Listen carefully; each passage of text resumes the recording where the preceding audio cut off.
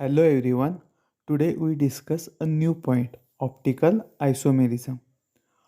आता आज आपण ऑप्टिकल आयसोमेरिझम हा नवीन पॉईंट बघणार आहोत. आपण लास्ट लेक्चरला जॉमेट्रिकल आयसोमेरिझम हा पॉईंट बघितलेला आहेच. आज आपण ऑप्टिकल आयसोमर हा पॉईंट बघू. आता ऑप्टिकल आयसोमर म्हणजे काय, त्याची डेफिनेशन आपण बघू. Optical isomer is a characterized by compounds having the same structure but different configuration. And because of their molecular asymmetry, these compounds rotate the plane of polarized light. Optical isomers have similar chemical and physical properties but differ in their action on the plane polarized light. आता optical आयसोमर म्हणजे काय की जे molecules ज्यांचा structural formula same आहे पण different configuration जे दाखवतात अशा आयसोमर्सना ऑप्टिकल आयसोमर असं आपण म्हणतो. आणि मेन पॉईंट काय, ते डिफरंट कॉन्फिगरेशन का दाखवतात, कारण ते त्यांच्यामध्ये मॉलिक्युलर असिमेट्री आपल्याला बघायला मिळते. म्हणजे एक कार्बन ॲटम त्याच्याभोवती 4 बॉन्ड बघितले तर 4 वेगवेगळे बॉन्ड, 4 वेगवेगळे ग्रुप जर कार्बनला अटॅच असतील तर त्याला असिमेट्रिक कार्बन ॲटम असं आपण म्हणतो. आणि त्या टाईपची असिमेट्री जर आपल्या मॉलिक्युलमध्ये असेल, त्या टाईपची असिमेट्री जर आपल्या मॉलिक्युलमध्ये असेल तर असे मॉलिक्यूल प्लेन पोलराइज लाईट हा रोटेट करतात. तो डाव्या लेफ्ट हँड साईडला रोटेट करतात किंवा राईट हँड साईडला, क्लॉकवाईज रोटेट करतात किंवा अँटी क्लॉकवाईज रोटेट करतात. आणि ह्या रोटेशनमुळे प्लेन ऑफ पोलराइज लाईटच्या ॲक्शनमुळे हे वेगवेगळे कॉन्फिगरेशन तयार होतात. त्या आयसोमर्सना ऑप्टिकल आयसोमर्स असं आपण म्हणतो. आता optical isomers may rotate the plane of polarise light by equal and opposite amount. Optical isomer काय करतात, प्लेन ऑफ पोलरायझेशन आहे ते इक्वल आणि ऑपोजिट अमाऊंटमध्ये रोटेट करतात. These optical isomers are called as enantiomers. अशा ऑप्टिकल आयसोमर्सना आपण इनॅन्शिओमर्स असं आपण म्हणतो. Some optical isomers may rotate some optical isomers may rotate the plane of polarized light by a different amount. These are called as diastereoisomers. जे same अमाऊंटमध्ये plain polarise light rotate करतात त्यांना आपण ऑप्टिकल आयसोमर्स असं आपण म्हणतो. आणि जे डिफरंट अमाऊंटमध्ये प्लेन ऑफ पोलराइज लाईट किंवा प्लेन ऑफ पोलरायझेशन रोटेट करतात त्या आयसोमर्सना आपण डायस्टेरिओ आयसोमर्स असं आपण म्हणतो. आता प्लेन ऑफ पोलराइज लाईट हे काय ते आधी आपण इथे डिस्कस करू. आपण ऑप्टिकल आयसोमर्सची डेफिनेशन बघितले. आता plane of polarization, plane of polarise light हे काय आहे, ही कन्सेप्ट काय, ही आधी आपण डिस्कस करू. आपण ऑर्डिनरी लाईट आणि प्लेन पोलराइज लाईट ह्याच्यामधला फरक बघू. ऑर्डिनरी लाईट म्हणजे काय, according to wave theory and ordinary ray of light vibrates in all the planes perpendicular to its path of propagation. Ordinary light म्हणजे काय, जो लाईट ज्या लाईटमध्ये रेडिएशन्स आहेत ते व्हायब्रेट होतात in all the plane perpendicular to its plane of propagation.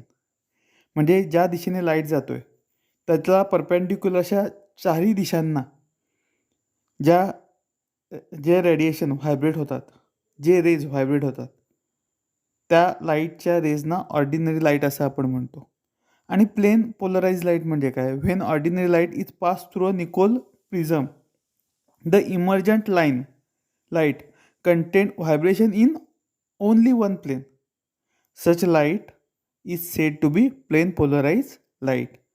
Plain polarise light म्हणजे काय, जेव्हा ऑर्डिनरी लाईट ज्याच्यामधले रेडिएशन सगळ्या दिशांना व्हायब्रेट होत आहेत perpendicular to its path of propagation, अशी जी ऑर्डिनरी लाईट आहे ही जर निकोल प्रिझममधनं आपण पास केली तर अशी लाईट बाहेर पडते की ज्यामधले रेडिएशन एकाच दिशेला व्हायब्रेट होत आहेत, एकाच प्लेनमध्ये व्हायब्रेट होत आहेत. ऑर्डिनरी लाईटमध्ये भरपूर एकापेक्षा जास्त प्लेनमध्ये लाईट व्हायब्रेट होतो, पण प्लेन पोलराइज लाईटमध्ये एकाच प्लेनमध्ये लाईट किंवा रेडिएशन व्हायब्रेट होतात. असा जो लाईट आहे त्याला प्लेन पोलराइज लाईट असं आपण म्हणतो. The prism use for obtaining plane polarise light is called as polarizer. ज्या प्रिझमने आपण प्लेन पोलराइज लाईट तयार करतो त्या प्रिझमला, निकोल्स प्रिझमला आपण पोलरायझर असं सुद्धा म्हणतो. हे झालं ऑर्डिनरी लाईट आणि प्लेन पोलराइज लाईटमधला हा झाला मेन डिफरन्स. ऑर्डिनरी लाईट म्हणजे काय आणि प्लेन पोलराइज लाईट म्हणजे काय हे आता आपण बघितलं. आता आपण नेक्स्ट पॉईंट बघूया, ऑप्टिकल ॲक्टिव्हिटी. जेव्हा आपण हा प्लेन पोलराइज लाईट जो आपण ऑर्डिनरी लाईट निकोल्स प्रिझममधनं पास केला आहे आणि त्यापासून प्लेन पोलराइज लाईट तयार झाला आहे, तो जर आपण ऑर्गॅनिक सबस्टन्सच्या सोल्युशनमधनं पास केला, म्हणजे ग्लुकोज, लॅक्टिक ॲसिड ही जी सोल्युशन्स आहेत त्यामधनं पास केला, तर हा जो प्लेन पोलराइज लाईट आहे हा रोटेट होतो through certain angle. Wien plain polarized light is passed through a solution of certain organic substances like glucose, lactic acid, the plane of polarized light get rotated through certain angle. This property of certain organic substances to rotate the plane of polarized light toward right, clockwise or left anti-clockwise direction is called as optical activity. He G activity आहे लाईटची, जेव्हा ती एखाद्या सबस्टन्समधनं pass होते plain of polarise light फॉर्ममध्ये, तेव्हा तो एकतर लेफ्ट साईडला रोटेट होतो, काही ठराविक अँगलला रोटेट होतो अँटी क्लॉकवाईज मोडमध्ये, किंवा राईट साईडला रोटेट होतो क्लॉकवाईज मोडमध्ये. हा जो फेनॉमेनॉन आहे लाईटचा, जेव्हा सर्टन सबस्टन्समधनं पास झाल्यावर प्लेन ऑफ पोलराइज लाईट तो रोटेट होणं, ह्याला ऑप्टिकल ॲक्टिव्हिटी असं आपण म्हणतो. आणि त्यावरनं लेओ रोटेटरी आणि डेक्स्ट्रो रोटेटरी असे दोन इनॅन्शिओमर तयार होतात, ते आपण पुढे बघणार आहोत. आता आपण नेक्स्ट पॉईंट बघूया, स्पेसिफिक रोटेशन. आता हे ऑप्टिकल रोटेशन आहे हे आपण पोलॅरिमीटर वापरून स्टडी करतो. आता हे जे ऑप्टिकल रोटेशन हे कशामुळे होतं, तर जेव्हा आपण त्या सॅम्पलमधनं लाईट पास करतो तेव्हा सॅम्पलमध्ये जे मॉलिक्युल्स आहेत ते मॉलिक्युल्स त्या लाईटच्या मध्ये येतात आणि त्यामुळे आपल्याला हे रोटेशन बघायला मिळतं. त्यामुळे हे जे रोटेशन आहे ऑप्टिकल रोटेशन हे कशावर डिपेंडंट आहे किंवा कशाला प्रपोर्शनल आहे, तर concentration of solution and the path length. आपल्या सॅम्पलचं किती सोल्युशनचं किंवा सॅम्पलचं किती कॉन्सन्ट्रेशन आहे आणि जो पाथ लेंथ आहे ह्याच्यावर ऑप्टिकल रोटेशन हे डिपेंडंट असतं. मग आपण असं म्हणू शकतो, theta is directly proportional to the I C. आता आय म्हणजे काय आहे, तर length of tube in decimetre म्हणजे पाथ लेंथ आहे, आणि सी म्हणजे कॉन्सन्ट्रेशन, आणि थिटा म्हणजे angle of rotation. Angle of rotation is directly proportional to the concentration of solution and path length. Theta is directly proportional to the I C. आता हे मला directly proportionality जे symbol आहे तो मला काढून तिथे इक्वॅलिटी सिम्बॉल आणायचं आहे. डायरेक्टली प्रोपोर्शनलच्या जागी इक्वल इज इक्वल टू हे सिम्बॉल आणायचं आहे. मग काहीतरी आपल्याला कॉन्स्टंट घ्यावं लागेल, हे आपण 10वीत शिकलो आहे. म्हणजे theta is equal to constant into I C.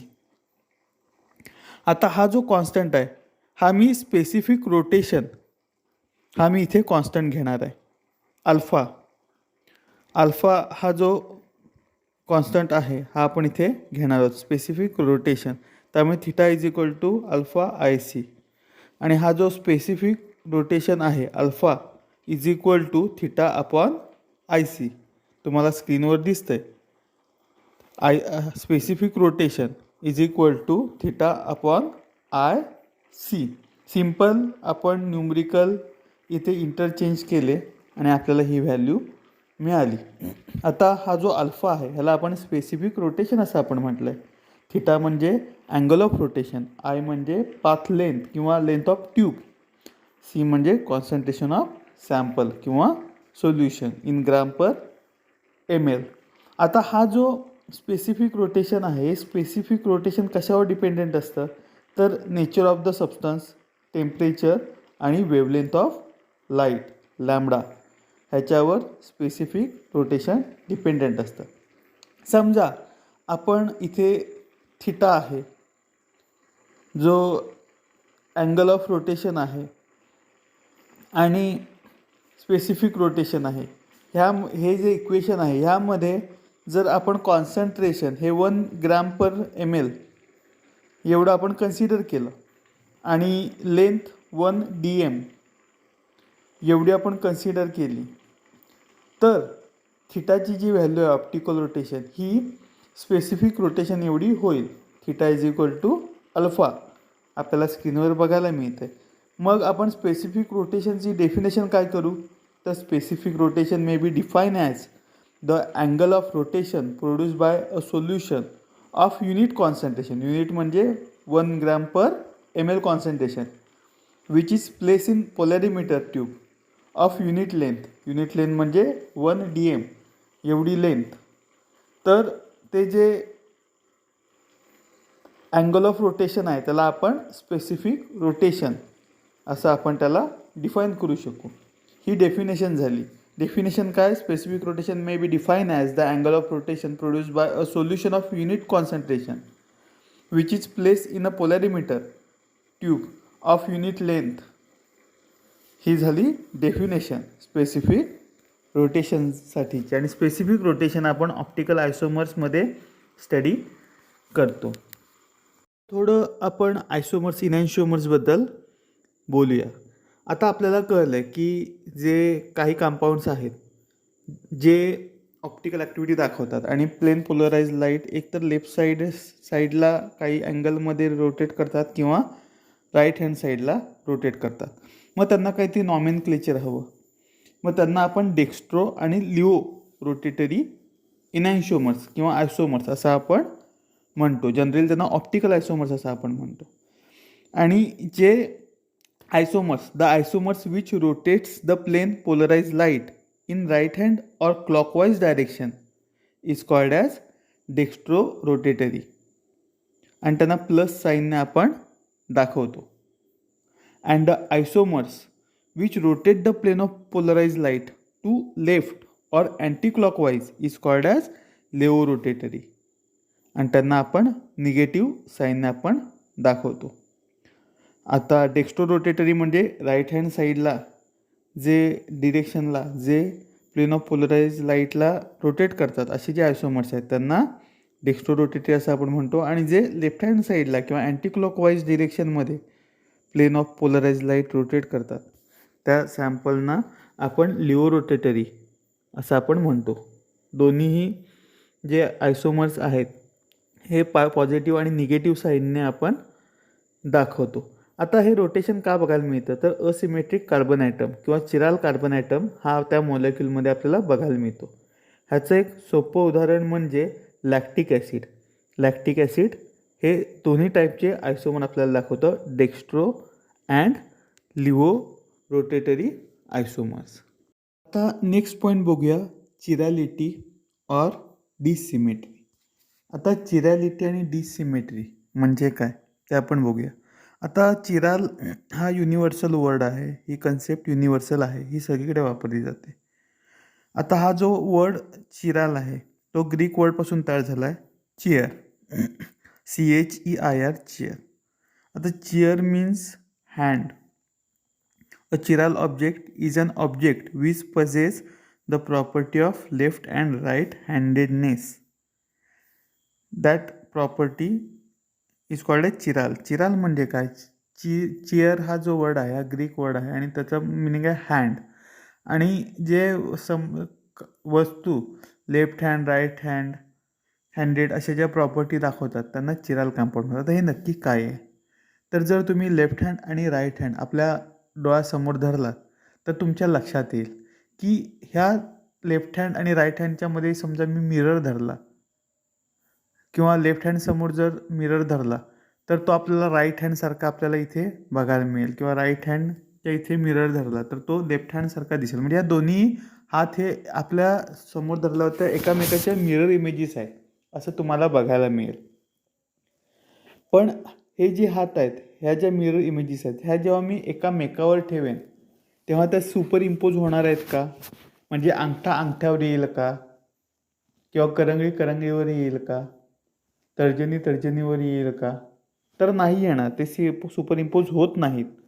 He G property आहे ह्याला आपण चिरॅलिटी असं आपण म्हणतो. म्हणजे जे मॉलिक्यूल एकामेकाचे मिरर इमेजेस आहेत पण ते एकामेकावर सुपर इम्पोज होत नाहीत. एकामेकावर ठेवले तर ते सुपर इम्पोज होत नाहीत. अशा मॉलिक्युल्सना आपण चिराल मॉलिक्यूल असं आपण म्हणतो. चिरॅलिटी और dissymmetry is defined as the property by which a molecule cannot be superimposed on its own mirror image. That is, all atoms or bonds in the object do not coincide with those in mirror image. That property is called chirality or dissymmetry. त्या प्रॉपर्टीला आपण चिरॅलिटी किंवा dissymmetry असं आपण म्हणतो. म्हणजे दोन molecule आहेत, एकामेकाचे mirror images आहेत, पण ते समजा मी एकामेकावर ठेवले तर ते सुपर इम्पोज होणार नाहीत. म्हणजे दोन हात आहेत, लेफ्ट हँड आणि राईट हँड, हे दोन्ही एकामेकाचे मिरर इमेजेस आहेत जर समोर धरून बघितलं तर.